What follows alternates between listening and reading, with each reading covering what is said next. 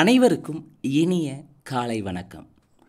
Olympia IAS academy வழங்கும் இன்றைய வீடியோவில் நாம் பார்க்குள்ளது டிஎன்பிஎஸ்சி தேர்வாணையம் 2023 மட்டும் கிட்டத்தட்ட 25 பல்வேறு தேர்வுகளை நடத்தியுள்ளது. இந்த 25 தேர்வுகளில் இந்திய அரசியலமைப்பு பகுதியில் கேட்கப்பட்ட வினா விடைகளுக்கான முழு விளக்கத்தையும் நாம் இந்த காணொளியில் பார்க்க இருக்கிறோங்க. நிச்சயமாக 100% அப்கமிங்காக வரக்கூடிய எல்லா போட்டித் தேர்வுகளுக்கும், அது டிஎன்பிஎஸ்சி தேர்வு நடத்தினாலும் சரி, இல்லை மற்ற தேர்வாணையங்கள் நடத்தினாலும் சரி, குறிப்பாக தமிழக அரசு வழங்கக்கூடிய இந்த வேலைவாய்ப்பில் கண்டிப்பாக இந்திய அரசியலமைப்பு பகுதியில் நிச்சயமாக உங்களுக்கு ஹெல்ப்ஃபுல்லாக இருக்கும். 100% ரிப்பீட்டடான கொஸ்டின் கேட்பதற்கும் வாய்ப்புகள் அதிகமாக இருக்குது. அந்த வகையில் நம்ம ஏற்கனவே 2024 டிஎன்பிஎஸ்சி தேர்வாணையம் 5 வெவ்வேறு தேர்வுகளை நடத்தி முடித்து அதிலிருந்த பாலிட்டி கொஸ்டின் பேப்பரை நம்ம டிஸ்கஷன் பண்ணியிருப்போங்க. அந்த வீடியோவை பார்க்காதவங்க டிஸ்கிரிப்ஷனில் அதுக்கான லிங்க் தரப்பட்டுள்ளது, தேவையானவங்க பார்த்துக்காங்க. மேலும் புதிதாக நம்ம சேனலை பார்க்குறவங்க மறக்காமல் சப்ஸ்கிரைப் பண்ணிட்டு அண்ட் பெல் சிம்பிளை கிளிக் பண்ணிவிடுங்க. நிச்சயமாக அப்கமிங்காக வரக்கூடிய குரூப் 4 எக்ஸாமும் சரி, குரூப் 2 எக்ஸாமுக்கும் சரி, இந்திய அரசியலமைப்பு பாலிட்டி பகுதி ரொம்ப ரொம்ப முக்கியமானது. குறிப்பாக எல்லா போட்டித் தேர்வுகளிலும் மினிமம் 10 கொஸ்டின்ஸ் கீழே குறையாமல் பார்த்திங்கன்னா பாலிட்டி பகுதி வருது. மேக்ஸிமம் 12 கேள்விகள் டு 13 கேள்விகள் கொஸ்டின் பேப்பரில் கேட்குறாங்க. கிட்டத்தட்ட 25 தேர்வுகள் 2023 அஃபிஷியலாக நடந்திருக்கு. ஸோ அதிலிருந்து நாம் இந்த காணொலியில் பகுதியாக பிரிக்கலாம். ஏன்னா ஒரே டைமாக மொத்தமாக பார்த்தீங்கன்னா அது பார்த்திங்கன்னா டைம் அதிகமாகும், ரீகால் பண்ணுறது கொஞ்சம் கடினமாக இருக்கும். பார்ட் 1 பார்ட் 2 அப்படி பார்க்கலாம். 2023 பாலிட்டி கொஸ்டின் பேப்பரை இதில் 50 வினாக்களுக்கான விடை குறிப்புகள் எப்படி கேட்டிருக்காங்க, அது ரிலேட்டடாக டிஸ்கஷனை நம்ம தொடர்ந்து பார்ப்போம். நிச்சயமாக உங்களுடைய வாழ்க்கையில் உங்களுடைய அடுத்த கட்டத்துக்கு உங்களை நகர்த்துவதற்கு இந்த வீடியோ ரொம்ப ஹெல்ப்ஃபுல்லாக இருக்கும். வாங்க வீடியோஸ்குள்ளே போகலாம். முதல் கேள்வி, இந்திய தேர்தல் ஆணையத்திடம் பதிவுரிமை பெற்ற அரசியல் கட்சி எனும் அங்கீகாரத்தை பெறுவதற்காக ஒவ்வொரு அரசியல் கட்சியும் கட்சியின் அனைத்து மட்ட பொறுப்பாளர்களுக்கான தேர்தலை தொடர்ச்சியாக தவறாமல் குறைந்தது எத்தனை ஆண்டுகளுக்கு ஒரு முறையாவது நடத்த வேண்டும்?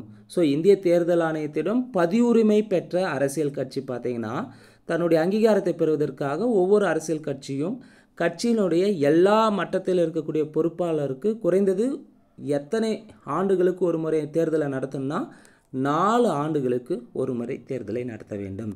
தேர்தல் ஆணையத்தை பொறுத்தவரையும் பார்த்திங்கன்னா இந்திய தேர்தல் ஆணையம் பார்ட் 15 இருக்குது. இந்திய தேர்தல் ஆணையத்தை வழிவகை செய்வதற்கு உதவும் ஆர்டிக்கிள் பார்த்திங்கன்னா 324. இரண்டாவது கேள்வி, கீழ்கண்ட கூற்றை கருதுவோம். அதிகார பிரிவினை மற்றும் சுதந்திரமான நீதித்துறை என்ற கருத்துக்களை உச்சநீதிமன்றம் உயர்த்தி பிடித்த வழக்கு எது? அதிகார பிரிவினை மற்றும் சுதந்திரமான நீதித்துறை என்ற கருத்துக்களை உச்சநீதிமன்றம் உயர்த்தி பிடித்த வழக்கு பீகார் மாநில அரசு வெர்சஸ் பால் முகுந்த் வழக்கு. மூன்றாவது கேள்வி, மத்திய மாநில உறவுகளுக்கான 2வது குழுவின் தலைவர் யார்? மத்திய மாநில உறவுகளுக்கான 2வது குழுவின் தலைவர் மதன் மோகன் புஞ்ச் தான் புஞ்ச் ஆணையன்னு சொல்லுவாங்க. அதுக்கு முன்னே மத்திய மாநில உறவுகளுக்கான 2வது குழுவின் தலைவர் மதன் மோகன் புஞ்ச். பிவி ராஜமன்னாரை பொறுத்தவரையும் பார்த்திங்கன்னா பிவி ராஜமன்னார் மத்திய மாநில உறவுகள் குறித்து ஆராய தமிழ்நாடு அரசால் அமைக்கப்பட்ட குழு தான் பிவி ராஜமன்னார் குழு. 1969 அமைச்சிருப்பாங்க. தன்னுடைய அறிக்கையை 1971 சமர்ப்பிச்சிருப்பாங்க. 3 பேர் கொண்ட குழு தான் பிவி ராஜமன்னார் குழு. மத்திய மாநில அரசுகள் தொடர்பாக தமிழ்நாடு அரசால் அமைக்கப்பட்ட குழு. இதுவும் ஆல்ரெடி டிஎன்பிஎஸ்சியில் கேட்டிருக்காங்க.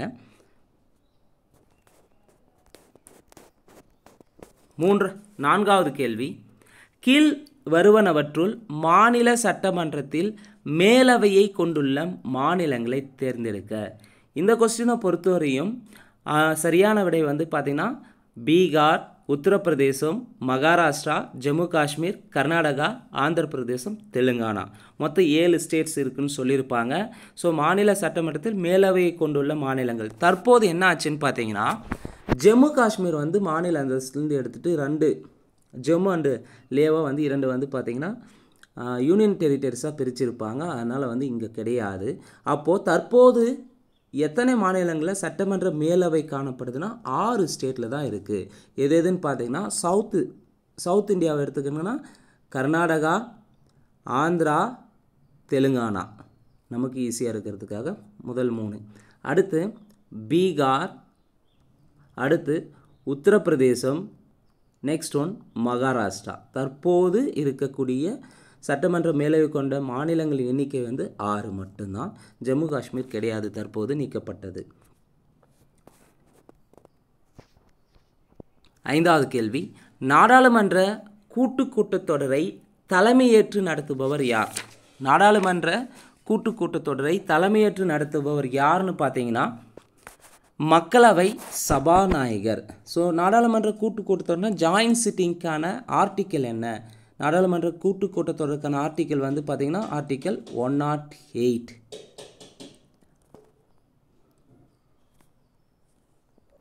கேள்வி 6, அரசு வழிகாட்டு நெறிமுறைகளை நீதிமன்றம் மூலம் செயல்படுத்த முடியாது என தெரிவிக்கும் அரசியலமைப்பு சரத்து எது? கேள்வி 6, அரசு வழிகாட்டு நெறிமுறைகளை நீதிமன்றம் மூலம் செயல்படுத்த முடியாது என தெரிவிக்கும் அரசியலமைப்பு சரத்து ஆர்டிக்கல் 37. இதை வந்து என்னன்னு சொல்லுவாங்கன்னா, அரசு வழிகாட்டு நெறிமுறைகளை ஷார்ட்டாக டிபிஎஸ்பின்னு சொல்லுவாங்க. டிபிஎஸ்பி, அதாவது டைரக்டிவ் பிரின்சிபல் ஆஃப் ஸ்டேட் பாலிசின்னு சொல்லுவாங்க. இதை பொறுத்தவரையும் இந்த டைரக்டிவ் அரசுக்கு வழிகாட்டு நெறிமுறை கோட்பாடுகள்னு எடுத்துக்கணுங்கன்னா பார்ட் 4ல் பகுதி 4ல் ஆர்டிக்கல் 36லிருந்து 51 வரை வந்து பார்த்திங்கன்னா இந்த அரசுக்கு வழிகாட்டு நெறிமுறை கோட்பாடுகளை சொல்லுகிறது. இந்த அரசுக்கு வழிகாட்டு நெறிமுறை கோட்பாடுகளை பொறுத்தவரையும் அயர்லாந்து எடுத்திருப்பாங்க. இந்த டிபிஎஸ்பி எங்கேருந்து எடுத்திருக்காங்கன்னா அயர்லாந்துலேருந்து எடுத்திருப்பாங்க. ஸோ 37வது ஆர்டிக்கல் என்ன சொல்லுது? அரசுக்கு வழிகாட்டு நெறிமுறைகள் நீதிமன்றம் மூலம் செயல்படுத்த முடியாதுன்னு சொல்லியிருக்கிறது. அதே ஆர்டிக்கல் 38 என்ன சொல்லுதுன்னு பார்த்தீங்கன்னா பொதுநல அரசியல். ஆர்டிக்கல் 38 என்ன சொல்லுதுன்னு பார்த்தீங்கன்னா பொதுநல அரசியல் மக்களுக்கு சமூக, அரசியல் மற்றும் பொருளாதார நீதி வழங்கப்படுவதை உறுதி செய்தல். ஆர்டிக்கல் 38 என்ன சொல்லுது? பொதுநல அரசியல் மக்களுக்கு பார்த்தீங்கன்னா சமூக, அரசியல் மற்றும் பொருளாதார நீதி வழங்கப்படுவதை உறுதி செய்தல் மற்றும் மக்களுக்கு இடையே உள்ள வருமானம், தகுதி, வசதி வாய்ப்புகளில் உள்ள வேறுபாடுகளை நீக்குவதை பற்றி குறிப்பிடுகிறது ஆர்டிக்கல் 38. ஆர்டிக்கல் 39 வந்து பார்த்தீங்கன்னா ஆண் பெண்ணுக்கு சம வேலைக்கு சம ஊதியத்தை பற்றி குறிப்பிடுகிறது. அடுத்து ஆர்டிக்கல் 40 என்னன்னு பார்த்தீங்கன்னா கிராம பஞ்சாயத்தை பற்றி குறிப்பிடுகிறது. கிராம பஞ்சாயத்தை பற்றி குறிப்பிடுகிறது ஆர்டிக்கல் 40. இந்த கேள்வி ஆல்ரெடி கேட்டிருக்காங்க. ஸோ இங்கே அரசுக்கு வழிகாட்டு நெறிமுறைகளை நீதிமன்றம் மூலம் செயல்படுத்த முடியாது என்று தெரிவிக்கும் அரசியலமைப்பு சரத்து ஆர்டிக்கல் 37. கேள்வி 7, அவசர நிலையில் மக்களின் அடிப்படை உரிமைகள் என்ன பண்ணுவாங்கன்னா அவசர நிலையில் எமர்ஜென்சி டைமில் மக்களினுடைய அடிப்படை உரிமைகள் வந்து தானாகவே நின்றுவிடும். அடிப்படை உரிமைகள்னாவே பார்ட் 3ல் இருக்கும், பகுதி 3ல் இருக்கும் அடிப்படை உரிமைகள். தற்போது அடிப்படை உரிமைகள் வந்து 6 உள்ளன, அடிப்படை கடமைகள் 11 உள்ளன. கேள்வி 8, கூற்று காரணம். கூற்று: அரசியல் சாசன நிர்ணய சபையை மாநில சட்டமன்றத்தின் உறுப்பினர்கள் மறைமுகமாக தேர்ந்தெடுக்கிறார்கள். ஸோ அரசியல் சாசன நிர்ணய சபையை மாநில சட்டமன்றத்தின் உறுப்பினர்கள் மறைமுகமாக தேர்ந்தெடுக்கிறார்கள். சரி. காரணம்: மாநில சட்டமன்றத்தின் ஒவ்வொரு சமுதாயமும் தன் உறுப்பினர்களை ஒற்றை மாற்றத்தக்க விகிதாச்சார வாக்குமுறையில் தேர்வு செய்கின்றனர். காரணம் சரி. அப்போ கூற்று மற்றும் காரணம் சரி. ஆனால் காரணம் வந்து பார்த்திங்கன்னா கூற்றுக்கான சரியான விளக்கம் அல்ல. சரியான விடை ஆப்ஷன் சி. கூற்று காரணம் சரி, ஆனால் காரணம் கூற்றுக்கான சரியான விளக்கம் அல்ல. 9வது கேள்வி: 68வது ஐநா பொதுக்குழு டேசாம் ஆண்டினை சர்வதேச மண்ணாண்டாக அறிவித்துள்ளது. ஸோ டேஸ் ஆண்டினை சர்வதேச மண்ணாண்டாக ஐநா பொதுக்குழு அறிவிச்சிருக்கு. எப்போனா 2015 2015ஐ சர்வதேச மண்ணாண்டாக ஐநா அறிவித்துள்ளது. சம்டைம்ஸ் இந்த ஆண்டுகளுக்கு ரிலேட்டடாகவும் கொஸ்டின்ஸ் கேட்டிருக்காங்க, பார்த்துக்காங்க. அடுத்த கேள்வி கேள்வி 10. பதிவுரிமை பெற்ற ஒரு அரசியல் கட்சி பல கோஷ்டிகளாக உடைப்படும் போது ஏதோ ஒரு கோஷ்டியை மட்டும் பதிவுரிமை பெற்ற கட்சியாக அங்கீகரிக்கும் அதிகாரம் யாரிடம் உள்ளது? பதிவுரிமை பெற்ற ஒரு அரசியல் கட்சி பல கோஷ்டியில் உடையுதுன்னு வச்சுக்காங்களேன், அதில் ஏதோ ஒரு கோஷ்டியை மட்டும் பதிவுரிமை பெற்ற கட்சியாக அங்கீகரிக்கும் அதிகாரம் யாரிடம் உள்ளதுன்னா இந்திய தேர்தல் ஆணையத்திடம் உள்ளது. இந்த மாதிரி ஒரு இன்சிடெண்ட் வந்து பார்த்திங்கன்னா தமிழ்நாட்டில் ரீசெண்டாக நடந்திருக்கும். ஏஐடிஎம்கே அதிமுக வந்து பார்த்திங்கன்னா அனைத்து இந்திய அண்ணா திராவிட முன்னேற்ற கழகத்தில் ஓபிஎஸ் தரப்பு ஒரு பகுதியாகவும் எடப்பாடி தலைமையில் வந்து ஒரு பகுதியாக வந்து பிரிஞ்சிருப்பாங்க. அப்போ அதிகபட்சமான பெரும்பான்மையான உறுப்பினர்கள் யார் பக்கம் இருக்காங்க அப்படின்றத அதை வந்து சொல்லக்கூடிய இடத்துல இருந்தது வந்து பார்த்திங்கன்னா இந்திய தேர்தல் ஆணையம். இந்திய தேர்தல் ஆணையத்தை பொறுத்தவரை வந்து பார்த்திங்கன்னா ஃபார்ட் 15 இருக்கும். ஃபார்ட் 15 இருக்குது. இது இந்திய தேர்தல் ஆணையத்தை பற்றி குறிப்பிடும் விதிகள்னாவே 324 to 329 வரை குறிப்பிடுகிறது. அடுத்த கேள்வி 11. பணவீக்கத்தை பொறுத்தவரை பின்வருவற்றில் எது சரியானது? பணவீக்கம்னாவே பொதுவாக விலை உயர்வை குறிப்பிடுது. விலைகள் தொடர்ந்து அதிகரிப்பு தான் பணவீக்கம்னு சொல்லலாம். பொது விலை குறியீட்டில் உயர்வு காணப்படும். 12வது கேள்வி லோக்பாலை குறித்ததான சொற்றொடர்களில் கீழ் வருவனவற்றுள் எவை சரியானவை?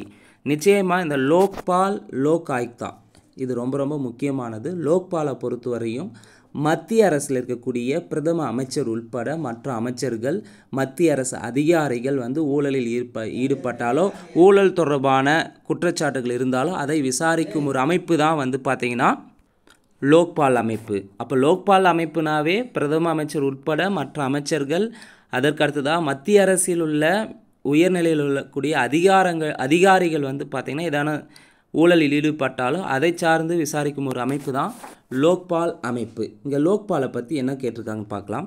லோக்பாலின் தலைவர் மற்றும் உறுப்பினர்கள் ஒரு தேர்வு குழுவினால் தெரிவு செய்யப்படுகின்றனர். சரி. 50% குறையாமல் எஸ்சி எஸ்டி மற்றும் ஓபிசி சிறுபான்மையினர் மற்றும் பெண்கள் ஆகியோர் பரிசீலனை குழுவில் இடம்பெறல் வேண்டும். சரி. 2 கூற்று சரி. 3வது கூற்று இதன் பதவிக்காலம் 3 ஆண்டுகள் அல்லது 65 வயது. இவற்றுள் எது முந்தையதோ அதுன்னு சொல்லியிருக்காங்க. இங்கே வந்து 3வது கூற்று தவறாக இருக்குது. ஏன்னா லோக்பால் தலைவர் மற்றும் உறுப்பினர்களின் பதவிக்காலம் வந்து பார்த்திங்கன்னா 5 ஆண்டுகள் வரும். 5 ஆண்டுகள் அல்லது 70 வயது. இதில் எது முன்னையாக வருமோ அது வந்து பண்ணி அவங்க பதவிக்காலம் முடியும். இதுதான் லோக்பாலை பொறுத்தவரை நம்ம பேசிக்காக தெரிஞ்சுக்கணும்னா ரொம்ப ரொம்ப முக்கியமானது. லோக்பால் என்ற வார்த்தையின் பொருள் வந்து மக்கள் காவலன் என்று பொருள். இந்த லோக்பால் என்ற வார்த்தையை அறிமுகப்படுத்துறது யாருன்னா எல்எம் சிங்வி வந்து அறிமுகப்படுத்தியிருப்பார். எல்எம் சிங்வி எப்போ அறிமுகப்படுத்தினார்னா 1963 வந்து எல்எம் சிங்வி லோக்பால் என்ற வார்த்தையை அறிமுகப்படுத்தியிருப்பார். லோக்பால் வந்து பார்த்திங்கன்னா மாநிலங்களில் ஃபஸ்ட்டு வந்து நிறைவேற்றப்பட்டதை பொறுத்தவரையும் மக்களவையில் எப்போ அறிமுகம் செஞ்சாங்க? லோக்பால் மசோதா வந்து முதல்ல மக்களவையில் அறிமுகம் செய்யப்பட்ட ஆண்டு 1968 வந்து அறிமுகம் செஞ்சுருப்பாங்க. 1968 ஸ்டார்ட் பண்ணி 2013 வரை வந்து பார்த்திங்கன்னா கிட்டத்தட்ட 10 முறை தாக்கல் செஞ்சுருப்பாங்க. இதில் 9 முறை வந்து பார்த்திங்கன்னா இந்த லோக்பால் மசோதா ஃபெயிலியரில் முடிஞ்சிருக்கும். 10வது முறையாக தான் வந்து பார்த்திங்கன்னா நிறைவேற்றப்பட்டிருக்கும். அப்போ முதல் முறையாக லோக்பால் மசோதா மக்களவையில் அறிமுகம் செய்யப்பட்டது 1968. கடைசியாக வந்து 2013 தாக்கல் செஞ்சாங்க 10வது முறையாக. இடையில் இந்த 9 முறையும் தோற்றுருக்கும் இந்த லோக்பால் மசோதா. ஸோ 10வது முறை வந்து பார்த்திங்கன்னா டிசம்பர் 2013 வந்து வெற்றி பெற்றிருக்கும். குறிப்பாக வந்து பார்த்திங்கன்னா லோக்பாலை பொறுத்தவரையும் 2013 டிசம்பர் 17 வந்து மாநிலங்களவையில் நிறைவேற்றிருப்பாங்க. அதுக்கடுத்து 2013 டிசம்பர் 18 வந்து பார்த்திங்கன்னா மக்களவையில் நிறைவேற்றப்பட்டது. இது எப்போ நடைமுறை வந்திருக்குன்னா குடியரசுத் தலைவருக்கு வந்து எப்போ ஒப்புதல் தந்தாங்கன்னா 2014 ஜனவரி 1 வந்து குடியரசுத் தலைவர் ஒப்புதல் தந்தாங்க. அப்போ லோக்பால் மற்றும் லோக் ஆயுக்தா வந்து எப்போ வந்து நடைமுறைக்கு வருதுன்னா 16/1/2014 முதல் வந்து நடைமுறைக்கு வருகிறது லோக்பால். ஸோ இதை பொறுத்தவரையும் இது யார் வந்து பரிந்துரைப்பாங்க லோக்பாலை வந்து கொண்டு வரணும் அப்படின்ட்டு மத்தியில்னா மொரார்ஜி தேசாய் தலைமையில் அமைந்த நிர்வாக சீர்திருத்த ஆணையம். மொரார்ஜி தேசாய் தலைமையில் அமைந்த நிர்வாக சீர்திருத்த ஆணையம் 1966 to 1970 இந்த ஆணையம் தான் லோக்பால் மற்றும் லோக் ஆயுக்தாவை கொண்டு வரணும்னு சொல்லிட்டு பரிந்துரை செய்த குழு. ஸோ லோக்பாலை பற்றி சொன்னால் மக்கள் காவலன் என்று பொருள். LM சிங்வி 1963 வந்து வார்த்தையை வந்து அறிமுகப்படுத்தியிருப்பார். இதில் மொத்த உறுப்பினர்கள் 1+8 உறுப்பினர்கள், மொத்தம் 9 உறுப்பினர்கள் இருப்பாங்க. இதில் 50% வந்து நீதித்துறையை சார்ந்தவர்களும் மீதி 50% வந்து பார்த்திங்கன்னா 50%க்கும் குறையாமல் SC ST OBC சிறுபான்மையினர் மற்றும் பெண்கள் ஆகியோர் வந்து இந்த குழுவில் இடம்பெற்றிருப்பாங்க. இவர்களுடைய பதவிக்காலம் 5 ஆண்டுகள் அல்லது 70 ஆண்டுகள், 5 ஆண்டுகள் அல்லது 70 வயது வரை, இவற்றில் எது முந்தையதோ அது ஆகும். அதுக்கடுத்து பார்த்தீங்கன்னா மக்களவையில் ஃபஸ்ட்டு லோக்பால் அறிமுகம் செய்யப்பட்டது 1968. முதல் முறை கிட்டத்தட்ட ஃபஸ்ட்டு ஸ்டார்ட் ஆனதுலேருந்து தொடர்ந்து 9 முறை தோல்வி அடைஞ்சிருக்கும். 10வது முறையாக வந்து டிசம்பர் 2011 நிறைவேறியிருக்கும், வெற்றி பெற்றிருக்கும் அறிமுகம் செய்த போது. ஆனால் மாநிலங்கள் நிறைவேற்றப்பட்டது 2013 டிசம்பர் 17லும், அதே லோக்பால் வந்து 2013 டிசம்பர் 18 மக்களவையில் நிறைவேறிருக்கும். குடியரசுத் தலைவர் ஒப்புதல் தந்தது வந்து பார்த்திங்கன்னா ஜனவரி 1 2014 குடியரசுத் தலைவர் ஒப்புதல் தந்திருப்பாங்க. நடைமுறைக்கு வந்தது வந்து பார்த்திங்கன்னா 2014 ஜனவரி 16 நடைமுறைக்கு வந்திருக்கும். இதை பரிந்துரைத்த குழு வந்து நிர்வாக சீர்திருத்த ஆணையம். நிர்வாக சீர்திருத்த ஆணையம் யாருடைய தலைமையில் இருந்திருக்குன்னா மொரார்ஜி தேசாய் தலைமையில் இருந்திருக்கும். 13வது கேள்வி, கீழ்வரும் வாக்கியங்களை கவனிக்கவும். 1. உச்சநீதிமன்றத்தின் முன்னாள் நீதிபதி மீண்டும் உச்சநீதிமன்ற நீதிபதியாக பணியாற்றலாம். சரி. தேவை ஏற்பட்டால் உச்சநீதிமன்றம் இந்தியாவின் எந்த பகுதியிலிருந்தும் செயல்படலாம். சரி. உறுப்பு 144 உச்சநீதிமன்றத்தின் ஆலோசனை அதிகாரத்தை கையாள்கிறதா? கிடையாது. ஸோ உச்சநீதிமன்றத்தின் ஆலோசனை அதிகாரத்தை பற்றி குறிப்பிடுவது ஆர்டிக்கல் 143. ஸோ அப்போ 3வது கூற்று தப்பாக இருக்குது. 4. ஆட்கொணர்வு நீதி பேராணை அதிகாரம் ஏபிஎஸ் கார்பஸ் ரிட்டு வந்து பார்த்திங்கன்னா அதிகாரம் உச்சநீதிமன்றத்துக்கு மட்டுமே உண்டுன்னு சொல்லியிருக்காங்க. கிடையாது, உயர்நீதிமன்றத்திற்கும் உண்டு. அவங்க கேள்வி என்ன கேட்டிருக்காங்கன்னா மேற்கூறிய வாக்கியங்களுள் எவை சரியானவைன்னு கேட்டிருக்காங்க. அப்போ சரியானது 1 மற்றும் 2. உச்சநீதிமன்றத்தை பொறுத்தவரையும் வந்து பார்த்திங்கன்னா பார்ட் 5ல் ஆர்டிக்கல் 124 முதல் 147 வரை வந்து பார்த்திங்கன்னா உச்சநீதிமன்றத்தின் அதிகாரங்கள் பணிகளை பற்றி வரையறுக்கிறது. 14வது கேள்வி, பின்வரும் எந்த சட்டத்தின் மூலம் மாநில அரசுகள் மத்திய அரசின் ஒப்புதலோடு வெளிநாடுகளிடமிருந்து கடன் பெற முடியும்? பின்வரும் எந்த சட்டத்தின் மூலம் மாநில அரசுகள் மத்திய அரசின் ஒப்புதலோடு வெளிநாடுகளிலிருந்து கடன் பெற முடியும்னா இந்திய அரசு சட்டம் 1935 சட்டத்தின்படி தான் கடன் பெற முடியும். 15வது கேள்வி, கீழ்கண்ட வாக்கியங்களை கவனிக்கவும். 4 கூற்றுகளில் எது சரின்னு கேட்டிருக்காங்க, எவை சரின்ட்டு. 1. அரசமைப்பு விதியின்படி ஒரு மாநில சட்டமன்றம் ஒரு ஆண்டில் குறைந்தது 2 முறை கூட வேண்டும். முதல் கூற்று சரி. சட்டமன்றத்தின் ஒப்புதல் இல்லாமல் எந்த ஒரு வரியும் விலக்கிக் கொள்ள முடியாது. 2வது கூற்று சரி. சட்டமன்றத்தின் பதவிக்காலமான 5 ஆண்டுகள் ஒரு நாடாளுமன்ற சட்டத்தின் மூலம் நீட்டிக்கப்படலாம். 3வது கூற்று சரி. மாநிலத்தின் நிதியை சட்டமன்றம் தன் கட்டுக்குள் வைத்திருக்கிறது. 4வது கூற்று சரி. அப்போ மேற்கூறியவற்றுள் எவை சரியானவனா 1, 2, 3, 4 சரியானவை. சட்டமன்ற ரிலேட்டடான ஒரு கேள்வி கேட்டிருக்காங்க. அடுத்தது 16வது கேள்வி, மக்களவையின் சபாநாயகர் தான் வகிக்கும் பதவியின் காரணமாக கீழ்வரும் எந்த நாடாளுமன்ற குழுக்களின் தலைவராக செயல்படுகிறார்? ஸோ மக்களவை சபாநாயகர் வந்து எந்தெந்த குழுக்களுக்கு தலைவராக இருக்கிறார் என்று தெரிந்தால் மட்டும்தான் இந்த மாதிரி கேள்விக்கு நம்மளால் ஆன்சர் பண்ண முடியும். இங்கே 4 குழு தந்திருக்காங்க. என்னென்ன? அலுவல் ஆலோசனை குழு, பிஸ்னஸ் அட்வைசரி கமிட்டி. 2 பொது நோக்கு குழு general purpose committee. 3 rules committee விதிக்குழு. 4 மதிப்பீட்டு குழு எஸ்டிமேட் கமிட்டி. இந்த 4 கமிட்டிகளில் எந்தெந்த கமிட்டிக்கு வந்து பார்த்தீங்கன்னா மக்களவை சபாநாயகர் வந்து தலைவராக இருப்பார்னா பதவி வழியாக. சரியானது 1, 2, 3. முதல் 3 குழுக்களுக்கு தலைவராக இருப்பார். அலுவல் ஆலோசனை குழுவின் தலைவர், பொதுநோக்கு குழுவின் தலைவர், விதிக்குழுவின் தலைவர் யாருன்னா மக்களவை சபாநாயகர். அப்போ மதிப்பீட்டு குழுவுக்கு யார் தலைவராக இருப்பார்? மதிப்பீட்டு குழுவை பொறுத்தவரையும் மக்களவையினுடைய உறுப்பினர்களில் ஒருவரை வந்து தலைவராக தேர்ந்தெடுப்பாங்க மதிப்பீட்டு குழுவில். இந்த மதிப்பீட்டு குழுவை பொறுத்தவரை மொத்தம் 30 உறுப்பினர்கள் உள்ளனர்.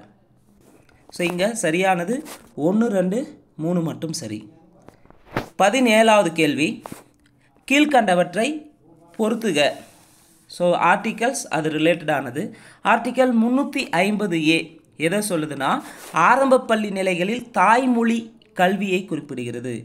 ஆர்டிக்கல் 350A ஆரம்ப பள்ளி நிலையில் தாய்மொழி கல்வியை குறிப்பிடுகிறது. ஆர்டிக்கல் 351 இந்தி பாடத்தினை பரவி மேன்மடைய செய்தலை பற்றி குறிப்பிடுகிறது. ஆர்டிக்கல் 351 வந்து என்ன சொல்லுது? இந்தி பாடத்தினை பரவி மேன்மையடை செய்தலை பற்றி குறிப்பிடுகிறது. ஆர்டிகல் 335 என்ன சொல்லுதுன்னா எஸ்சி எஸ்டி பிரிவினருக்கான பணி நியமனத்தை சொல்லுது. அப்பாயின்மெண்ட்ஸ் ஆஃப் எஸ்சி எஸ்டி வந்து ஆர்டிகல் 335. ஆர்டிகல் 51 வந்து பார்த்தீங்கன்னா சர்வதேச அமைதி மேம்பாடு, சர்வதேச அமைதி மேம்பாடு பற்றி சொல்லுது ஆர்டிகல் 51. ஸோ சரியான விடை ஆப்ஷன் ஏ. 18வது கேள்வி, 44வது அதாவது 1978ஆம் ஆண்டு 44வது சட்ட திருத்தம் மூலம் சொத்துரிமை எடுக்கப்பட்டு எந்த அரசியலமைப்பு விதியின் கீழ் சட்ட உரிமையாக இணைக்கப்பட்டுள்ளது? சரியான விடை ஆப்ஷன் ஏ 300A. அதாவது அடிப்படை உரிமைகளில் ஒன்றாக சொத்துரிமை ஆரம்ப காலகட்டத்தில் இருந்தது. அடிப்படை உரிமைகளில் ஒன்றாக சொத்துரிமை ஆரம்ப காலகட்டத்தில் இருந்தது. அப்போ அடிப்படை உரிமையாக சொத்துரிமை இருந்தால் அனைவருக்கும் சொத்துக்கள் வழங்க வேண்டும். அதற்காக என்ன பண்ணாங்கன்னா சொத்துரிமையை அடிப்படை உரிமையிலிருந்து நீக்கிறாங்க. எந்த சட்ட திருத்தம்னா 44வது சட்ட திருத்தம் 1978 நீக்கிறாங்க. இதை நீக்கி 12வது அட்டவணையில் நிதி சார்ந்த அட்டவணையில் 12வது பகுதியில் ஆர்டிக்கல் 300A கீழே வந்து ஒரு சட்ட உரிமையாக வைக்கிறாங்க. ரொம்ப ரொம்ப முக்கியமானது, ரிப்பீட்டடாக கேட்கக்கூடிய கேள்வியும் கூட. 19வது கேள்வி, 6 முதல் 14 வயதுக்குட்பட்ட அனைத்து குழந்தைகளுக்கும் இலவச மற்றும் கட்டாய கல்வியை அரசு வழங்க வேண்டும் என்று எந்த அரசியலமைப்பு சட்டப்பிரிவு அறிவிக்கிறது? ஸோ 6லேருந்து 14 வயசுக்குட்பட்ட அனைத்து குழந்தைகளுக்கும் இலவச மற்றும் கட்டாய கல்வியை அரசு வழங்க வேண்டும் என்று எந்த அரசியலமைப்பு சட்டம் சொல்லுதுன்னா ஆர்டிக்கல் 21A. ஆர்டிக்கல் 21 என்ன சொல்லுதுன்னு பார்த்தீங்கன்னா வாழ்க்கை மற்றும் தனிப்பட்ட சுதந்திரத்திற்கும் பாதுகாப்பு பெறும் உரிமையை பற்றி சொல்கிறது. ஆர்டிக்கல் 14 வந்து சட்டத்தின் முன் அனைவரும் சமம் என்று குறிப்பிடுகிறது. ஆர்டிக்கல் 17 வந்து பார்த்தீங்கன்னா தீண்டாமை ஒழிப்பை பற்றி குறிப்பிடுகிறது. ஆர்டிகல் 14 சட்டத்தின் முன் அனைவரும் சமம், ஆர்டிகல் 17 தீண்டாமை ஒழிப்பு, ஆர்டிகல் 21 வந்து வாழ்க்கை மற்றும் தனிப்பட்ட சுதந்திரத்திற்கு பாதுகாப்பு பெறும் உரிமை. ஆர்டி ஆக்டை பொறுத்தவரையும் RT act right to education act வந்து 2009 வந்து இயற்றியிருப்பாங்க. நடைமுறை வந்தது 2010 ஏப்ரல் 1ஆம் தேதி நடைமுறைக்கு வந்திருக்கும். 20வது கேள்வி, எந்த ஷரத்து மாநிலம் தனியாக மலைவாழ் ஜாதியினருக்காக அமைச்சரை நியமிக்க வழிவகை செய்கிறது? எந்த ஆர்டிக்கல் பார்த்தீங்கன்னா மலைவாழ் ஜாதியினருக்காக தனி அமைச்சரை நியமிக்க வழிவகை செய்யுதுன்னா ஆர்டிக்கல் 164 1. ஆர்டிக்கல் 164 1. அதே ஆர்டிக்கல் 46 என்ன சொல்லுதுன்னு பார்த்தீங்கன்னா எஸ்சி எஸ்டிக்கு சமூக அநீதியிலிருந்தும் அனைத்து விதமான சுரண்டல்களிலிருந்தும் அரசு காப்பாற்ற வேண்டும் என்று குறிப்பிடுகிறது ஆர்டிக்கல் 46. ஆர்டிக்கல் 46 என்ன சொல்லுது? எஸ்சி எஸ்டி சமூகத்துக்கு சமூக அநீதியிலிருந்தும் அனைத்து விதமான சுரண்டல்களிலிருந்தும் அரசு காப்பாற்ற வேண்டும் என்று குறிப்பிடுகிறது. ஆர்டிக்கல் 319 என்ன சொல்லுதுன்னு பார்த்தீங்கன்னா மாநில பொதுப்பணியாளர் தேர்வாணையத்தின் தலைவர் மற்றும் உறுப்பினர்கள் தேர்வாணையத்தில் ஒருமுறை பதவி வகித்த பின்பு மீண்டும் அதே பதவியில் மறு நியமனம் செய்ய முடியாது. அப்போது ஸ்டேட் லெவலில் இருக்கிற டிஎன்பிசி மாதிரி எக்ஸாமில் இருக்கக்கூடிய தலைவரையோ அல்லது உறுப்பினர்களையோ ஒரு முறை நியமிச்சிட்டா மீண்டும் அவர்களை மறுமுறை நியமிக்க முடியாது என்று சொல்லும் விதி வந்து ஆர்டிக்கல் 319 ஆர்டிக்கல். ஸோ இது ரொம்ப முக்கியமானது கூட. ஸோ எந்த சரத்து மாநில தனியாக மலைவாழ் ஜாதியினருக்கு அமைச்சர் நியமிக்க வழிவகை செய்கிறது ஆர்டிகல் 164 1. ஆர்டிகல் 329 என்ன சொல்லுதுன்னா 329நாவே தேர்தல் ஆணையம் ரிலேட்டடானது. ஏன்னா நம்ம ஆர்டிகல் 324 டு 329 தேர்தல் ஆணையத்தை பற்றின்னு சொல்லியிருப்போங்க. அப்போ 329 என்ன சொல்லுதுன்னா தேர்தல் நடவடிக்கைகளில் நீதிமன்றங்களின் குறுக்கீடுகளை தடுத்தலை பற்றி குறிப்பிடுகிறது. தேர்தல் நடவடிக்கைகளில் நீதிமன்றங்களின் குறுக்கீடுகளை தடுத்தலை பற்றி குறிப்பிடும் விதி ஆர்டிகல் 329. கேள்வி 21. இந்திய அரசியல் சட்டத்தின் 30ஆம் பிரிவு சிறுபான்மையினர் தங்கள் விருப்பம் போல் டேஸ் தொடங்குவதற்கான உரிமையை உறுதி செய்கிறது. கல்வி நிறுவனங்களை தொடங்குவதற்கான உரிமையை உறுதி செய்துள்ளது. கேள்வி 22. அரசியல் சாசனத்தின்படி ஆளுநர் தாமாக செயல்பட முடியாது, ஆயினும் சில கடமைகளை தவிர என்பதை டேஸ் கூறினார். அரசியல் சாசனத்தின்படி ஆளுநர் தாமாக செயல்பட முடியாது, ஆயினும் சில கடமைகளை அவர் தவிரன்னு சொன்னது யாருன்னா டாக்டர் B.R. அம்பேத்கர். கேள்வி 23. பின்வரும் கருத்தியல்களை கருத்தில் கொண்டு அரசியல் கட்சிகளை பற்றிய சரியானவற்றை கண்டறிவோம். நம்ம அரசியல் கட்சி ரிலேட்டடாகவே 2 கேள்வி பார்த்துருப்போங்க இதுக்கு முன்பே. ஸோ அரசியல் கட்சிகள் என்ன கொடுத்துருக்காங்க? அரசியல் கட்சிகள் வாக்காளர்களிடையே அரசியல் விழிப்புணர்வை ஏற்படுத்துகின்றன. சரி. இரு கட்சி மற்றும் பல கட்சி அமைப்பு முறை ஜனநாயகத்தின் பாதுகாப்பிற்கு அவசியமாகும். சரி.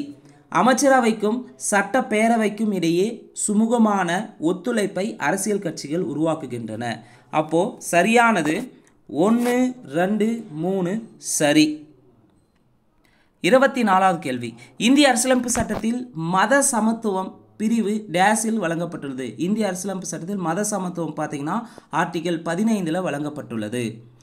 ஆர்டிகல் 25 என்ன சொல்லுதுன்னு பார்த்தீங்கன்னா ஆர்டிகல் 25 டு 28 வந்து பார்த்தீங்கன்னா சமய சுதந்திரம் உரிமை, சமய சுதந்திர உரிமையை பற்றி குறிப்பிடுது ஆர்டிகல் 25 டு 28. 25 என்ன சொல்லுதுன்னா தனது மனதிற்கு பிடித்த எந்த ஒரு சமயத்தையோ மதத்தையோ பின்பற்ற சுதந்திரம் உண்டுன்னு சொன்ன அனைவருக்கும் உண்டுன்னு சொல்லியிருக்கு. அதே ஆர்டிகல் 26 வந்து பார்த்தீங்கன்னா எந்த ஒரு மதத்தை பரப்பவும் நிர்வகிக்கவும் வந்து நிறுவனங்களை ஏற்படுத்தி நிர்வகிக்க உரிமை உண்டுன்னு சொல்லியிருக்கு. முதல் 25 ஒரு நபர் எந்த ஒரு மதத்தையோ எந்த ஒரு சமயத்தை பின்பற்ற உரிமை உண்டு. ஆர்டிகல் 26 மதம் சார்ந்த ஒரு நிறுவனங்களை ஏற்படுத்த வழிவகை உண்டு. ஆர்டிகல் 27 என்ன சொல்லுதுன்னா எந்த ஒரு மதத்தை பரப்பவோ நிர்வகிக்கவோ மத முன்னேற்றத்திற்காக வந்து வரி செலுத்த கட்டாயப்படுத்தக்கூடாதுன்னு சொல்லியிருக்கு ஆர்டிகல் 27. 25வது கேள்வி. முதலில் லோக் ஆயுக்தா அமைப்பினை நிறுவியது எது? ஸோ ஃபஸ்ட்டு இந்தியாவில் லோக் ஆயுக்தா அமைப்பினை நிறுவிய மாநிலம் வந்து மகாராஷ்டிரா மாநிலம் 1971 நிறுவியிருப்பாங்க. ஸோ லோக் ஆயுக்தாவை பொறுத்தவரையும் மாநில அளவில் முதலமைச்சர் மற்ற அமைச்சர்கள் உயர்நிலை அதிகாரிகள் வந்து ஊழலில் ஏற்பட்டால் அவர்கள் தொடர்பாக விசாரிக்கக்கூடிய ஒரு அமைப்பு தான் லோக் ஆயுக்தா அமைப்பு. இந்த லோக்பால் மற்றும் லோக் ஆயுக்தா சட்டம் 2013 படி தான் இந்த லோக் ஆயுக்தா அமைப்பு ஏற்படுத்தப்பட்டது. முதல்ல ஒடிசாவில் வந்து பார்த்திங்கன்னா லோக் ஆயுக்தா சட்டம் 1970 ஏற்றிருப்பாங்க. என்னதான் ஒடிசாவில் 1970 லோக் ஆயுக்தா சட்டம் ஃபஸ்ட்டு ஏற்றினாலும் லோக் ஆயுக்தா சட்டம் ஒடிசாவில் வந்து 1983 தான் நடைமுறையில் வந்திருக்கும். ஆனால் முதல் லோக் ஆயுக்தா அமைப்பினை நிறுவியது எதுனா மகாராஷ்டிரா. ஏன்னா இவங்க 71 நிறுவிடுவாங்க. ஃபஸ்ட்டு ஒடிசா கொண்டு வந்திருந்தாலும் அதான் சட்டத்தை ஏற்படுத்தியிருப்பாங்க. ஆனால் நடைமுறைப்படுத்துறது அதை இம்ப்ளிமெண்ட் பண்ணது 83 தான் ஒடிசா பண்ணியிருப்பாங்க. லோக்பால் மற்றும் லோக் ஆயுக்தா சட்டம் இயற்றப்பட்ட ஆண்டு 2013. அடுத்தது கேள்வி 26. சட்டமேற்றும் அதிகார ஒப்படைப்பு என்பது இதன் ஆட்சி பரப்பிற்கு உட்பட்டதாகும். சட்டமேற்றும் அதிகார ஒப்படைப்பு என்பது இதன் ஆட்சி பரப்பிற்கு உட்பட்டதாகும். நிர்வாக சட்டத்திற்கு அட்மினிஸ்ட்ரேட்டிவ் லாவுக்கு உட்பட்டதாகும். கேள்வி 27. பிழையான கூற்றினை தேர்வு செய்கன்னு கேட்டிருக்காங்க. பிழையானது தவறானது எதுன்னு பார்க்கலாம். 1. குடியரசுத் தலைவர் அரசாங்கத்தின் தலைவராவார். ஃபஸ்ட்டு கூற்று தப்பு. குடியரசுத் தலைவர் வந்து அரசின் தலைவராவரை தவிர அரசாங்கத்தின் தலைவர் கிடையாது. அரசாங்கத்தின் தலைவர் யாருன்னா பிரதமர் தான் வருவார். அப்போ முதல் கூற்று தப்பு. 2வது கூற்று பிரதமரே உண்மையான செயலாட்சியாளர். சரி. 3வது கூற்று விகிதாச்சார பிரதிநிதித்துவ முறை பிரதமர் தேர்தலுடன் தொடர்புடையதா? கிடையாது. மறைமுக தேர்தலோடு தொடர்புடையது. ஒற்றை மாற்று விகிதாச்சாரம்னா குடியரசுத் தலைவர் வருவார். இங்கே பிரதமர்னாவே மறைமுக தேர்தலில் பெரும்பான்மையான கட்சி, கூட்டணி கட்சியோ அல்லது தனி கட்சியோ வந்து வெற்றி பெற்றிருந்தால் அதிலேருந்து ஒருத்தர் வந்து பிரதமராக தேர்ந்தெடுப்பாங்க. இங்கே இது வந்து பிரதிநிதித்துவ முறையில் கிடையாது. பிரதமர் தேர்தல்னாவே மறைமுக தேர்தல் வரும். அப்போ மூன்றாவது கூற்று தவறாக இருக்குது. ஒன்றியத்தின் செயலாட்சி அதிகாரம் குடியரசுத் தலைவருடையது, எண்ணம் அது பெயரளவிலானது. சரி. கேள்வி என்ன கேட்டிருக்காங்க, பிழையான கூற்று. பிழையானது எதுனா 1 மற்றும் 3வது கூற்று மட்டும் பிழையாக இருக்குது. கேள்வி 28. கீழ் வருவனவற்றுள் எது அரசு வழிகாட்டும் நெறிமுறை கோட்பாடு அல்ல? நெறிமுறை கோட்பாடு கிடையாது. டிபிஎஸ்பி கிடையாது. 1. பெண்கள் மற்றும் ஆண்கள் இருவருக்கும் சம வேலைக்கு சம ஊதியம் வழங்குதல். சரி. பணியிடை வசதிகளை மேம்படுத்தல். சரி. அட்டவணைப்படுத்தப்பட்ட சாதி மற்றும் பழங்குடியினர் நிலையினை உயர்த்துதல். சரி. தீண்டாமையை ஒழித்தல் வந்து பார்த்தீங்கன்னா இது வந்து எதில் வரும்னா டிபிஎஸ்பியில் வரும்னா வராது. ஏன்னா இது வந்து பார்த்திங்கன்னா அடிப்படை உரிமைகளில் வந்துடும். குறிப்பாக வந்து பார்த்திங்கன்னா தீண்டாமையை பற்றி குறிப்பிடக்கூடியது ஆர்டிகல் 17.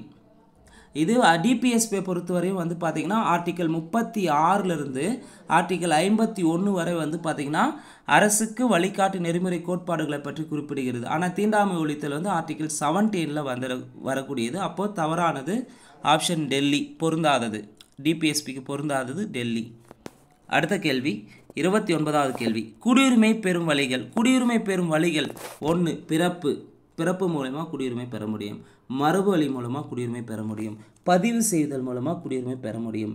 இயற்கை மயமாக்கல் மூலமாகவும் குடியுரிமை பெற முடியும். ஸோ சரியானது அனைத்துமே சரி. ஏபிசிடி அனைத்தும் சரி. அடுத்தது 30வது கேள்வி. பட்டியல் 1 மற்றும் பட்டியல் 2 பொருத்தி சரியான விடையை தேர்வு செய்க. ஆர்டிகல் 110 என்ன சொல்லுதுன்னா பண மசோதா, மணி பில்லை பற்றி குறிப்பிடுகிறது. ஆர்டிகல் 312 ஆல் இண்டியா சர்வீசஸ், அகில இந்திய பணிகளை பற்றி குறிப்பிடுகிறது. ஆர்டிகல் 280 நிதி ஃபினான்ஸ் கமிஷன், நிதி ஆணையத்தை பற்றி குறிப்பிடுகிறது. ஆர்டிகல் 14 சட்டத்தின் முன் அனைவரும் சமத்துவத்தை பற்றி குறிப்பிடுகிறது. சரியான விடை ஆப்ஷன் ஏ. 31வது கேள்வி. சமய சார்பின்மை என்ற சொல் டேஸ் வார்த்தையான செக்குலம் என்பதிலிருந்து பெறப்பட்டது. சமய சார்பின்மை என்ற சொல் வந்து லத்தீன் வார்த்தையான செக்குலரிசம் என்ற சொல்லிலிருந்து பெறப்பட்டது. கேள்வி 32. காரணம் மற்றும் கூற்றுமுறை. காரணம், அரசமைப்பு சட்டத்தின் முன்னுரை தான் முகப்புரை என்று அழைக்கப்படுகிறது. சரி. அது இந்தியாவை இறையாண்மை, சமத்துவம், மதச்சார்பின்மை, மக்களாட்சி குடியரசு என்று வரையறை செய்கிறது முகப்புரை. அப்போ கூற்று மற்றும் காரணம் சரி. காரணம் கூற்றுக்கான சரியான விளக்கமாகும். அடுத்தது 33வது கேள்வி. அடிப்படை கடமைகள் பற்றி அரசியலமைப்பில் எந்த பகுதியில் கொடுக்கப்பட்டுள்ளன? அடிப்படை கடமைகள்னாவே பகுதி 4A 51A வந்து குறிப்பிடுகிறது. அடிப்படை கடமைகளை பற்றி சொல்கிறது. ஸோ இந்த அடிப்படை கடமைகள் வந்து பார்த்திங்கன்னா 11 கடமைகள் வந்து தற்போது உள்ளன. அடிப்படை கடமைகள் தொடர்பாக அமைக்கப்பட்ட கமிட்டி வந்து சொரன் சிங் கமிட்டி. சொரன் சிங் கமிட்டி வந்து 8 அடிப்படை கடமைகளை சொல்லியிருக்கோம். அரசு வந்து பார்த்திங்கன்னா அப்போதைய அரசு 10 அடிப்படை கடமையை சேர்த்துருக்கு. ரீசெண்டாக 11வது கடமையாகவும் சேர்த்துருப்பாங்க. 6 முதல் 14 வயது கட்டாய கல்வி வழங்குறதை பற்றி சொல்லியிருப்பாங்க. ஸோ தற்போது 11 அடிப்படை கடமைகள் உள்ளன. 34வது கேள்வி பொறுத்துக. சமூக அபிவிருத்தி திட்டம். சமூக அபிவிருத்தி திட்டம் தொடங்கப்பட்ட ஆண்டு 1952. தேசிய நீட்டிப்பு சேவை தொடங்கப்பட்டது 1953. பஞ்சாயத்து ராஜ் சட்டத்தின் மாபெரும் சாசனம் 1957. உள்ளாட்சி அமைப்புகள் அறிமுகம் 1882. சமூக அபிவிருத்தி திட்டம் 1952. தேசிய நீட்டிப்பு சேவை 1953. பஞ்சாயத்து ராஜ் சட்டத்தின் மாபெரும் சாசனம் 1957. உள்ளாட்சி அமைப்பு அறிமுகம் 1882. சரியான விடை ஆப்ஷன் டெல்லி. 35வது கேள்வி. கீழ்காண்பவற்றில் 1985ஆம் ஆண்டு திட்டக்குழுவினால் நிறுவப்பட்ட குழு எதுன்னு கேட்டிருக்காங்க. இந்த கொஸ்டின் நம்ம ஆல்ரெடி வந்து பார்த்திங்கன்னா 2024 பல்வேறு 5 தேர்வுகள் நடந்திருக்கும். அதிலையும் வந்து இந்த கொஸ்டின் ரிலேட்டடாக கேட்டிருந்தாங்க. அதாவது ரீஅரேஞ்ச் பண்ணியிருந்தாங்க இந்த 4 குழுக்களை கொடுத்துருந்து. ஸோ இது வந்து பார்த்திங்கன்னா 9th சோசியல் சயின்ஸில் பாலிட்டி பகுதியில் இருக்கும். குறிப்பாக வந்து இந்த கொஸ்டின் பொறுத்தவரையும் ரொம்ப ரொம்ப முக்கியமானது. இந்த 4 குழுக்களுமே மாற்றி மாற்றி கேட்டே இருக்கிறாங்க. ஸோ கீழ்காண்பவற்றில் 1985ஆம் ஆண்டு திட்டக்குழுவினால் நிறுவப்பட்ட குழு எது? 1985நாவே ஜிவிகே ராவ் குழு. இந்த ஜிவிகே ராவ் குழுவை தான் வந்து வேரற்ற புற்கள் என்று அழைப்பாங்க. வேரற்ற பொருட்கள் என்று அழைக்கப்பட்ட குழு எதுன்னு கூட கேட்கலாம். ஜிவிகே ராவ் குழு. ஃபஸ்ட்டு வந்து பார்த்திங்கன்னா 3 அடுக்கு பஞ்சாயத்து முறையை வந்து பல்வந்தராய் மேத்தா குழு 1957 அமைச்சிருப்பாங்க. அசோக் மேத்தா குழு வந்து பார்த்திங்கன்னா 2 அடுக்கு பஞ்சாயத்து ராஜ் முறையை சொல்லியிருக்கும். 1977 to 78 சொல்லியிருப்பாங்க. ஜிவிகே ராவ் குழு 1985 திட்டக்குழு அமைக்கப்பட்டது. எல்எம் சிங்வி குழு வந்து 1986. ஸோ எப்படி கேட்டாலும் நம்ம ஆன்சர் பண்ணிடணும். ரிப்பீட்டடாக ஏற்கனவே நம்ம லாஸ்ட் வீடியோவிலும் பார்த்துருப்போங்க. ரொம்ப ரொம்ப முக்கியமானது. அடுத்த கேள்வி 36வது கேள்வி. கீழ்கண்ட நாடுகளில் எந்த நாட்டின் தேர்தல் முறையினை இந்தியா ஏற்றுக்கொண்டுள்ளது? ஸோ தேர்தல் முறையினாவே இங்கிலாந்துலேருந்து எடுக்கப்பட்டுள்ளது. அடிப்படை கடமைகள் ரஷ்யாவிலேருந்து எடுத்திருப்பாங்க.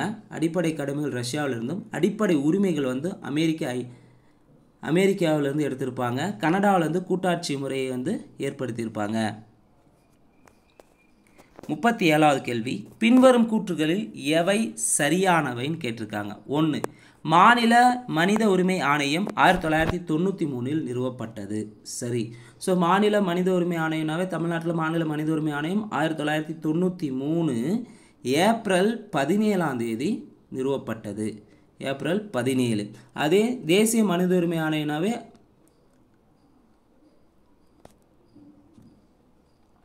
1993 அக்டோபர் 12 நிறுவியிருப்பாங்க தேசிய மனித உரிமை ஆணையம். இங்கே மாநில மனித உரிமை ஆணையம் 1993 நிறுவப்பட்டது. 2. இது பாதிக்கப்பட்டவர்களுக்கு இழப்பீடு வழங்க பரிந்துரைக்கலாம். சரி. இது ஒரு உரிமையியல் நீதிமன்றத்திற்குரிய அதிகாரங்களை பெற்றுள்ளது. சரி. இது அதிகாரம் மாநில எல்லைகளை கடந்து செயல்படுமானா? கடந்து செயல்படாது. ஏன்னா இது மாநில மனித உரிமை ஆணையம். அப்போ சரியானது எதுன்னு கேட்டிருக்காங்க. 1, 2, 3 சரி. 38வது கேள்வி. டாக்டர் அம்பேத்கர் சட்ட பல்கலைக்கழகம் எங்கு அமைந்துள்ளது? டாக்டர் அம்பேத்கர் சட்ட பல்கலைக்கழகம் தமிழ்நாட்டில் சென்னையில் அமைந்துள்ளது. 39வது கேள்வி. அரசு அதிகாரிகளை தேர்வு செய்ய நீதி கட்சியால் 1924 நிறுவப்பட்டது பணியாளர் தேர்வு வாரியம். ஸ்டாஃப் செலெக்ஷன் போர்டு வந்து நீதி கட்சியால் வந்து 1924 ஏற்படுத்தியிருப்பாங்க. 40வது கேள்வி. இந்து விதவை மறுமண சட்டம் 1856 பற்றிய சரியான கூற்றினை தேர்ந்தெடுக்கும். இந்து விதவை மறுமண சட்டம் 1856 என்ன சொல்லுதுன்னா விதவை மறுமணத்தை அனுமதிக்கிறது. 41வது கேள்வி. பெற்றோர் மற்றும் மூத்த குடிமக்களின் பராமரிப்பு மற்றும் நலன் சட்டம் எந்த ஆண்டு அமலுக்கு வந்தது? ஸோ 9th புக்கில் இருக்கும், 8th புக்கில் இருக்கும். பெற்றோர் மற்றும் மூத்த குடிமக்களின் பராமரிப்பு நலன் சட்டம் 2007. ரிப்பீட்டடாக கேட்குறாங்க. அடுத்து 1952 நடைபெற்ற முதல் பொது தேர்தலில் வெற்றி பெற்ற பெண் வேட்பாளர்களின் எண்ணிக்கை யாது? ஸோ 42வது கேள்வி என்னன்னு பார்த்தீங்கன்னா 1952 நடைபெற்ற முதல் பொது தேர்தலில் வெற்றி பெற்ற பெண் வேட்பாளர்கள் எண்ணிக்கை 22. அப்போ முதல் பொது தேர்தல்னா சுதந்திரத்திற்கு பிறகு 1951 அக்டோபர் 25 ஸ்டார்ட் ஆகிருக்கும். அதே 1952 பிப்ரவரி 21 முடிஞ்சிருக்கும் முதல் பொது தேர்தல். 1951 அக்டோபர் 25 ஸ்டார்ட் ஆகி 1952 பிப்ரவரி 21 முடிஞ்சிருக்கும். இந்த முதல் பொது தேர்தலில் மொத்தம் 489 இடங்கள் இருக்கும். இந்த 489 இடங்களில் Congress INC Indian national Congress வந்து பார்த்திங்கன்னா 364 இடங்களை கைப்பற்றி வெற்றி பெற்றிருக்கும். ஸோ முதல் பொது தேர்தல்னாவே டைரெக்டாக ஆண்டு மட்டும் தனியாக கேட்டாங்கன்னா 1952 தான். சப்போஸ் அங்கே ஆப்ஷன் 1951 52ன்னு கொடுத்துருந்தாங்கன்னா அந்த ஆன்சர் தான் சரியானது. ஸோ முதல் பொது தேர்தல் 1951-52 தொடங்கியிருக்கும். 1951 அக்டோபர் 25 ஸ்டார்ட் ஆகி 1952 பிப்ரவரி 21 முடிஞ்சிருக்கும். இது பார்த்திங்கன்னா மொத்தம் 489 இடங்களில் காங்கிரஸ் வந்து பார்த்திங்கன்னா 364 இடங்களில் வெற்றி பெற்றிருக்கும். மொத்தம் இந்த முதல் பொது தேர்தலில் பெண் வேட்பாளர்கள் வந்து 22 பேர், வெற்றி பெற்ற பெண் வேட்பாளர்கள் 22 பேர். அதே பிரிட்டிஷ் இந்தியாவின் முதல் பொது தேர்தல் 1920 நடைபெற்றிருக்கும். இந்த கேள்வியும் ஆல்ரெடி டிஎன்பிசியில் கேட்டிருக்காங்க. 43வது கேள்வி. தமிழ்நாடு உடல் உழைப்பு தொழிலாளர்கள் சட்டம் எந்த ஆண்டு நிறைவேற்றப்பட்டது? தமிழ்நாடு உடல் உழைப்பு தொழிலாளர்கள் சட்டம் எந்த ஆண்டு நிறைவேற்றப்பட்டது? 1982.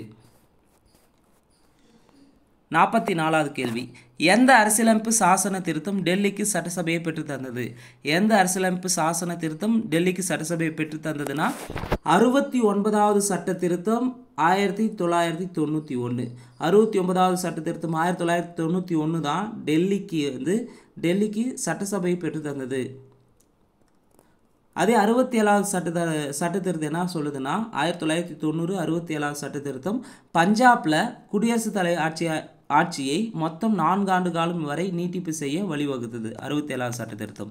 71வது சட்ட திருத்தம் என்ன சொல்லுதுன்னா 71வது சட்ட திருத்தம் 1992.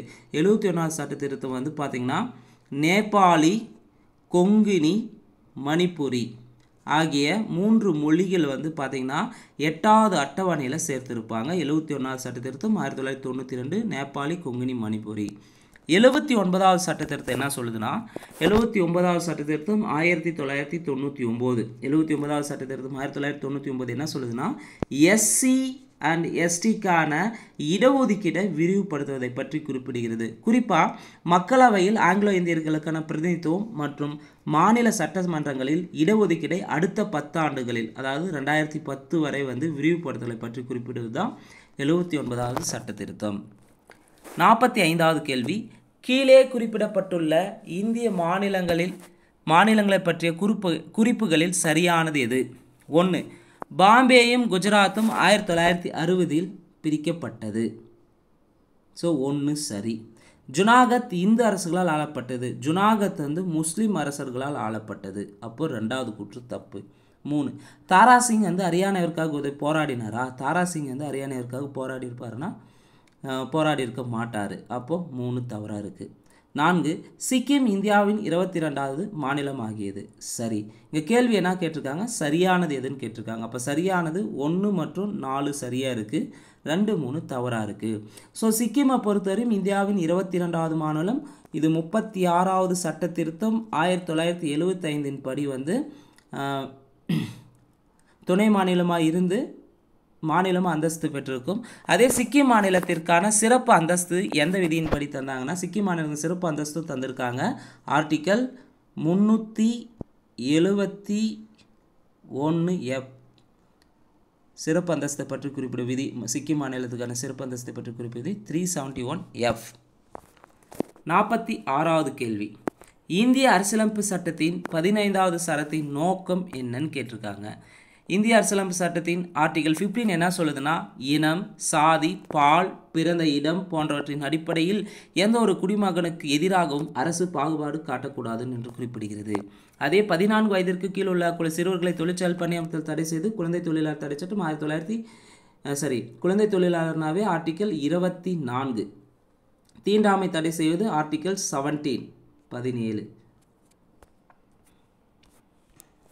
கீழ்கண்ட வாக்கியங்களை உற்று நோக்குவோம். ஆம்புட்ஸ்மேன் என்பவர் அரசின் உயரதிகாரிகளுக்கு எதிரான பொதுமக்களின் புகார்களை விசாரிக்கும் அரசாங்க அதிகாரி ஆவார். சரி. மத்திய மற்றும் மாநில அரசுகளின் நிர்வாக அதிகாரிகளுக்கு எதிரான புகார்களை விசாரிப்பதற்காக மத்திய கண்காணிப்பு ஆணையம் ஏற்படுத்தப்பட்டது. ஸோ மத்திய கண்காணிப்பு ஆணையம் வந்து மத்திய அளவில் இருக்கக்கூடிய அதிகாரிகளை வந்து தான் விசாரிக்குமே தவிர மாநில அரசுகள் கிடையாது. அப்போது கூற்று 2 தவறு.